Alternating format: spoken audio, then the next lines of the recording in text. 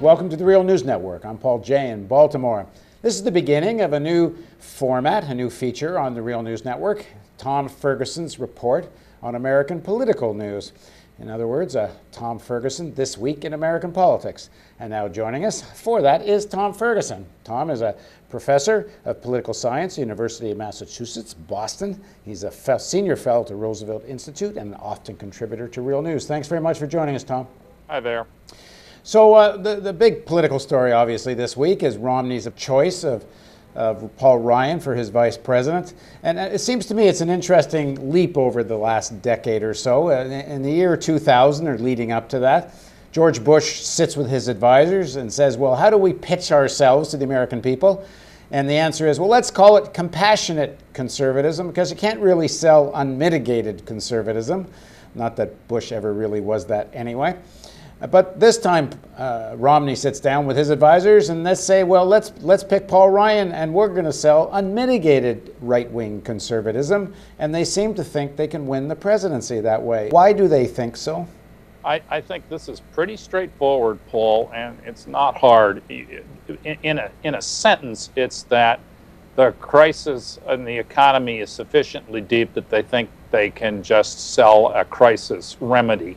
You might remember that this whole business of playing on the deficit and so forth started in the 1981-82 in the first Reagan budget with the confessions of David Stockman. And you remember what he confessed to William Greider at the time, that the idea was, well, they'll try to cut the budget, but they'll fail on that. In the meantime, they'll cut taxes, and eventually the budget deficit would get so large that everybody would get very scared. Now, that formula didn't work.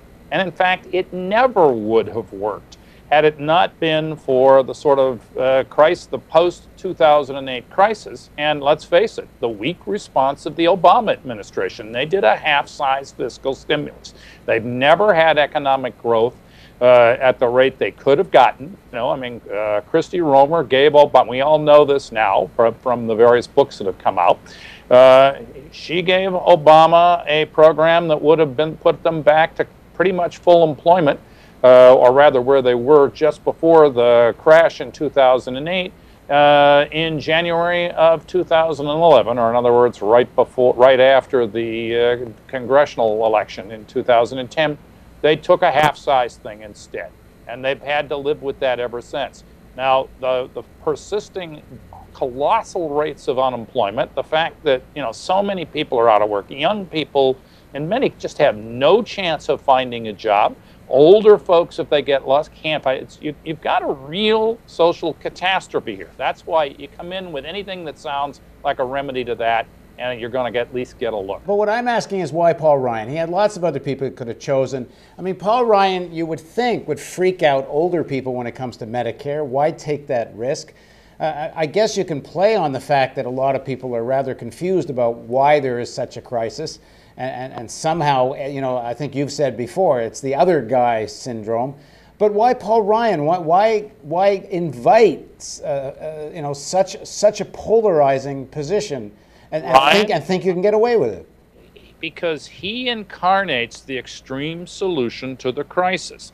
We've talked about this before, Paul. The way after 3 or 4 years in deep recessions, as in the Great Depression, if nothing works, people begin to sort of go a little crazy. They start looking around. I mean, then that's when the swamp creatures come out.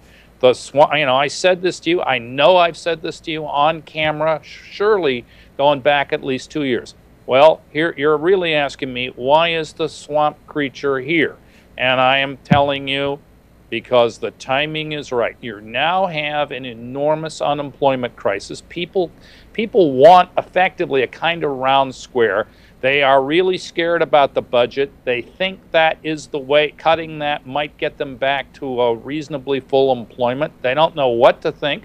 The Obama administration does not help them on that by walking around and talking about how all it wants to do is cut the budget over the long run. And so here we are. The swamp creatures arrive. Let's look at the Medicare issue, because that's what you would think would be such a weak point. And do you think it is? And if so, why? What will Ryan do to Medicare? The Medicare thing is ridiculous if you consider it. Now, there's some shrewdness in the way this is being presented. The Republicans, Ryan in particular, tells folks, well, if you're like 55 now or so, you won't be affected by these changes. In other words, they phase them in. I have seen essays by people saying, well, you know, older folks even in Florida will think, hey, I can get mine and we can rely on. I think people aren't that stupid, and almost anybody can think, you know, if they cut off folks in their 50s, you know, who's going to take care of my parents as they get older? How am I going to make that up? They're not. I suspect that's a loser, but that's one element of what they're doing. The reason the thing won't work is two reasons. One, when Ryan demanded from the Congressional Budget Office that they actually score one of his programs for cutting Medicare, they came back and told him it would raise costs. They're exactly right. Why? Because the federal government is a big purchaser of medical services, and it can do bulk purchasing and drive down costs. If you throw the federal government out of that, your business, or push it more out of it, you're going to just raise costs. The fundamental problem with the whole medical care discussion in the United States is this: all the Republicans want to do is put some kind of a ceiling on the expenses, or they like to call it premium support, meaning not enough premium support. And then they claim that if they make you responsible for picking care, that'll somehow control your costs. Look, it's very simple. Most of healthcare is some kind of monopolistic situation. It's either a direct monopoly. There's only one CAT scan in your town, although that nowadays that's multiplying a bit, or there's an oligopoly. You can't keep stuff. You can't use demand measures to control a monopoly. They just keep their prices up. You have to go on the supply side. You have got to do what the original plans for Obama's health care really envisioned, which was a very aggressive assault on this fee-for-service business. That's been hugely watered down in the bill that passed. But the Republicans have nothing going on their thing. That's the kind of problem. Monopoly power is the fundamental problem in health care. And the only way to break that is the power of government purchasing power, individual purchasing power. Can't do it. Yeah, well, you can do that. The other thing you can do, and a lot of countries with much better healthcare records than ours do this, they will allow private providers to compete, but they have to meet very rigorous specifications. They have to do packages that are set by the government. If you allow the private guys to sort of pick the packages and things like that, they just sit there. They use predatory pricing and their monopoly advantages and the fact that they know a lot more than you do to just pick your pocket. The other issue this week about Ryan is accusations of insider trading. So what are those accusations, and how vulnerable is he to this? Well, the accusations were this. It's really a discovery.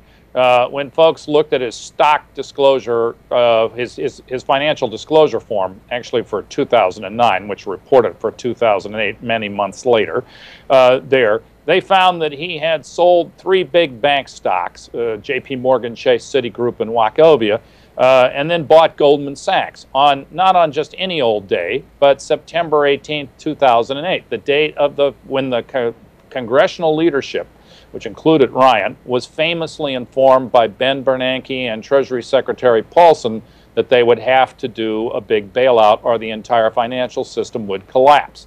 Now, the response of the Romney campaign was to claim that Ryan wasn't guilty. They claimed it was really index trading, which means a sort of automatic program thing. They claimed that the meeting had occurred after the close of the markets at 4 o'clock, which that point was true. And then they claimed it was in a trust that wasn't under Ryan's control anyway. Now, the index trading thing, when you pull it up, there's a nice piece in Alternate, Lynn Paramore wrote, which just shows you very straightforwardly. I did the research, and she quoted me there, where I pulled up the original report, and it's plain as day. The Romney campaign simply lied. It's not an index transaction. They were individual transactions. There's no other possible meaning that can be attached to those. I mean, what happened, as far as I can tell, the only reason reporters would credit that is they were just in some sense, too timid to look into the thing themselves. It's immediately obvious when you look. All right. So somebody consciously decided to sell this set and buy Goldman, and that somebody. Well, what about the fact that he says it's a blind trust? Well, all right. Blind trusts are a little bit like blind justice. My take is, the invisible hand is a marvelous thing. I mean, when you look at congressional stock portfolios, many of which are claimed to be in trust, they do much better than the market often. And frankly, I'm not persuaded. Was it not most amazing that the trustee somehow decided to buy Goldman Sachs on the very day that Paulson was telling them all that he was going to have to do something spectacular, and he bought. I mean, there are a lot of folks have pointed out to the fact that Goldman did quite well in the next few days. But rather fortuitous. The business of when the market's closed. That's also false too. I made some inquiries. I was able to establish that not later than 3 o'clock. Paulson and Nancy Pelosi had talked, and Pelosi was then calling all the congressional leadership in. Not later than 3 that afternoon, Ryan would have known, and since he was a Republican, I suspect he found out from the White House earlier, though I can't prove that. There's no question, though, that they knew before 4 o'clock. And frankly, after-hours trading happens. It's real common. It's not hard to do. The story that this was initially went round and people claimed just this couldn't be true. I'm sorry to say it not only could be true, it almost certainly is true, unless you believe, as I say, in just the wonderful pre-established harmony between the trustee and Ryan. If it is a trustee, that also needs some verification. I've read the form. It's not obvious to me that's a trustee. And since the folks have plainly lied in the Romney camp on the index fund, I'd like to see some better evidence than that. Now, are the mainstream media going to let them get away with this? You know, for a day, people picked it up. Then you saw all these folks, Matt Iglesias, the TPM Cafe folks, they all then rushed to say it was false. They were wrong. They need to retract. And, you know, if they don't, I think we can all, you know, this is where the real news, we can do a job on this. I mean, we could, if we have to, you know, if these guys and the major papers don't pick it up, in a week, let's just go back. I have the disclosure form. I can send it to you. We can put it up big for folks to look at. They can decide who was telling the truth about the index fund. Okay, well, we'll do exactly that. So next week, we'll follow up on the story. We'll actually show people the documents, and we'll see whether the rest of the media is actually covering this. Sure. Okay. Okay.